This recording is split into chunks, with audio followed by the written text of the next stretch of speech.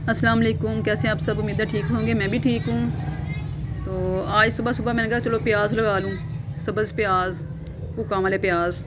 ठीक है, ये मैंने बीज लगा दिए हैं। तो बीज ही समझिए, इसके ऊपर प्याज निकलेगा ग्रीन। प्याज नहीं इसका बनना, इसका सिर्फ ग्रीन प्याज निकलेगा जो हम डालते हैं सूप में या किसी भी चाइनीज़ वगैरह में। उसके बाद फिर नाश्ते का टाइम हो गया, नाश्ता बनाया, पराठे पकाए। ऐसे तेल लगा के रखती हूँ पराठे में, फिर ऑमलेट बनाए और नाश्ता। आपको पता है सुबह सुबह नाश्ते का टाइम, बच्चे ने स्कूल जाना होता है, किसी ने कहीं, तो नाश्ता शुरू हो जाता है। फिर उसके बाद खुद नाश्ता किया। देखिए, मैं हमेशा रोटी और मेरा पराठा तैयार लगा के रखा होता है। फिर उसके बाद दोपहर के खाने का इंतज़ाम करने लग गई। ये मैंने आज बनाने आलू बैंगन। 4 आलू थे, उसमें से एक मैंने बॉयल कर लेने हैं रायते के लिए, और बाकी 3 जो हैं वो 3 बैंगन और ये 3 आलू मैं पका लूँगी। सब्ज़ी किसी ने खानी तो ज़्यादा होती नहीं हमारे घर में, बच्चे शौक से नहीं खाते, तो हमने खानी है तो इसके लिए हमारे लिए बहुत है। तो आज वैसे भी झटपट बन जाती है। आपको पता है, ये काटेंगे ना तो ये चीज़ें ख्याल रखें, ये देखें अंदर ख़राब भी होते हैं, तो देख के काटा करें। तो इनको अच्छी तरह साफ़ पानी में मैंने धो के रख लिया है। फिर एक कढ़ाई लेनी है, मैंने झटपट आज जो है ना वो बना लेने हैं आलू बैंगन। कोई मेहनत नहीं लगती, कुछ भी नहीं होता, ये बहुत जल्दी बन जाते हैं। सिर्फ सब्ज़ी काटनी है और कुछ नहीं काम। तो प्याज, इसमें मैंने लहसुन अदरक डाला है और उसके बाद बाकी चीज़ें डाल दूँगी ऑयल डाल के। इसमें ये प्याज और चला गया टमाटर और क्या, और ये चले गए हैं आलू बैंगन। ये सब मैंने डाल के साथ मैंने मसाले डाल देने हैं, और बेसिक मसाले बस नमक, सुरख मिर्च, हल्दी, ज़ीरा, धनिया और कलौंजी की चुटकी और थोड़ी सी अजवाइन डाली है। ये सब डाल के अच्छी तरह मैंने इनको मिक्स करना है। मसाला अच्छी तरह लग जाए ना। ये देखें आलू बॉयल हो रहा है दूसरी तरफ, जो मैंने रायते के लिए बनाया। तो वो आलू बॉयल हो जाएगा, जैसे मैं इसको हंडिया के ऊपर रख दूँगी। इसमें दम पे पकना है, इसमें पानी नहीं हमने डालना। हाँ, अगर ज़रूरत पड़ेगी, आपको महसूस होगा कि बिल्कुल ही अभी गले नहीं हैं या अभी बिल्कुल मैच नहीं हुए, तो फिर आप डाल सकते हैं।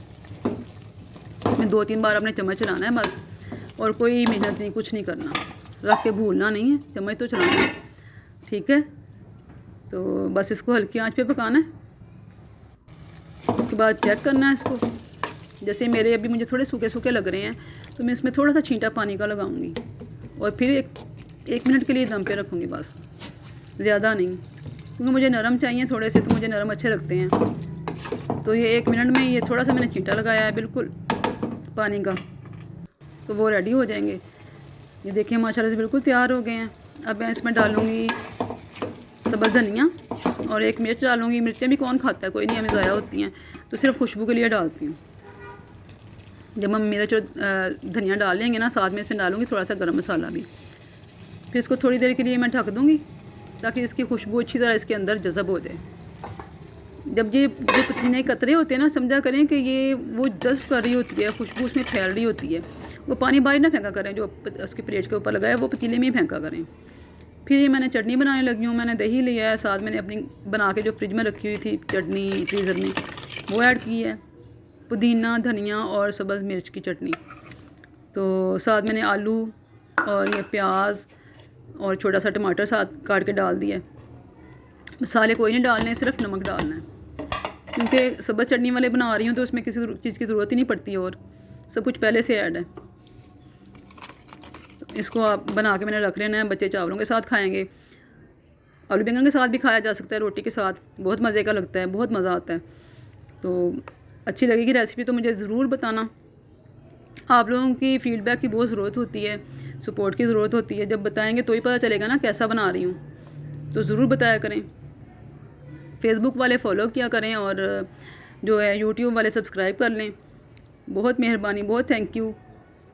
उसके बाद जो पानी बचा है ना इस सब्ज़ी का, इसमें सब्ज़ी धोई थी, वो मैं अपनी क्यारी में डाल दूँगी।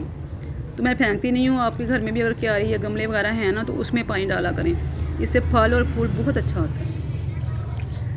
तो अगर रेसिपी अच्छी लगी हो, मेरा व्लॉग अच्छा लगा हो, तो बताइएगा, लाइक कीजिएगा, फ़ीडबैक ज़रूर दिया करें। आपके फ़ीडबैक के साथ ही जो है ना वो चैनल आगे चलता है।